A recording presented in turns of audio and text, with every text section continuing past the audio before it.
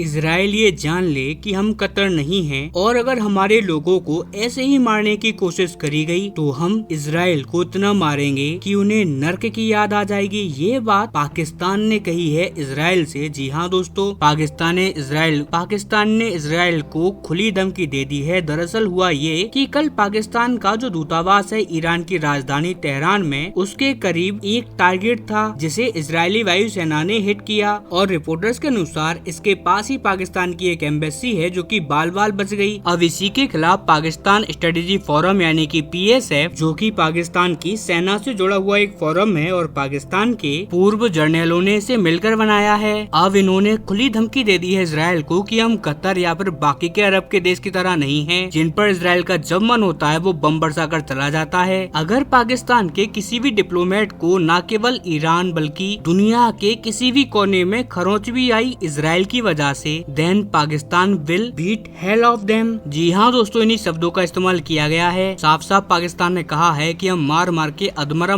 बना देंगे इजराइल को। खैर, पाकिस्तान ने ये धमकी दे तो दी, लेकिन उन्हें अंदाजा नहीं था कि अब ये धमकी उन्हें कितनी भारी पड़ने वाली है। दरअसल उनका ये बयान दिया तो गया सिर्फ पाकिस्तान के लोगों को खुश करने के लिए, लेकिन ईरान के लोगों ने इसे पकड़ लिया और इसका स्क्रीनशॉट लेकर पूरी दुनिया भर में से वायरल कर दिया। और इसी का फायदा, और इसके बाद जब ये खबर इजराइल में पहुंची, और न केवल इजराइल बल्कि इजराइल से लेके अमेरिका तक, और अब इसी न्यूज को देखकर इजराइल में डिस्कशन स्टार्ट हो चुका है कि अब ईरान के बाद में पाकिस्तान को भी लगे हाथों लेना ही पड़ेगा, क्योंकि ईरान की ताकत तो हमने खत्म कर दी है। भले ही वो युद्ध में आगे हो, लेकिन इजराइल ने जो जो लक्ष्य चाहे थे वो सब अब इजराइल को मिल चुके हैं। न्यूक्लियर बम आगे आने वाले दशकों तक ईरान नहीं बना पाएगा। इसके अलावा ईरानी सेना की ताकत कम हो गई है। ईरान का जो आर्थिक ढांचा था वो भी बहुत ज्यादा तरीके से टूट गया है। ऐसे में अब ईरान इजराइल के लिए इतना बड़ा खतरा नहीं होने वाला भविष्य में, लेकिन अब एक नया खतरा उभर गया है इजराइल के लिए, वो है पाकिस्तान। और पाकिस्तानियों ने ये मूर्खतापूर्ण काम करके अपने आप को और ज्यादा संकट में डाल लिया है। अब इजराइल के लोग, इजराइल के पॉलिटिशियन पाकिस्तान को अपना नंबर 1 दुश्मन मान रहे हैं। और आप जानते ही हैं, जिसे इजराइल अपनी एग्जिस्टेंस के लिए खतरा मान के चलता है, उसके साथ इजराइल क्या क्या कर देता है। भाई अगर हम बात करें भारत की, तो भारत के लिए ये युद्ध एक वरदान साबित हो रहा है। अगर आप गैस और तेल का संकट एक तरफ कर दो तो भारत इस युद्ध से बहुत कुछ हासिल कर रहा है, जिसमें से एक चीज तो ये है कि ईरान अब इजराइल के लिए इतना ज्यादा बड़ा खतरा नहीं रहा। इसका मतलब साफ है कि अब पाकिस्तान ऑटोमेटिकली नंबर 1 टारगेट बन जाएगा इजराइल का। और इसी का एग्जाम्पल मैं आपको बता दूं, हाल ही में आपने एक खबर देखी होगी कि ऐसी रिपोर्ट आई है कि पाकिस्तान ऐसी मिसाइलें बना रहा है जो अमेरिका तक पार कर पाएं। और ऐसी खबरें अचानक से बाहर तभी आती हैं जब दुनिया की कोई शक्ति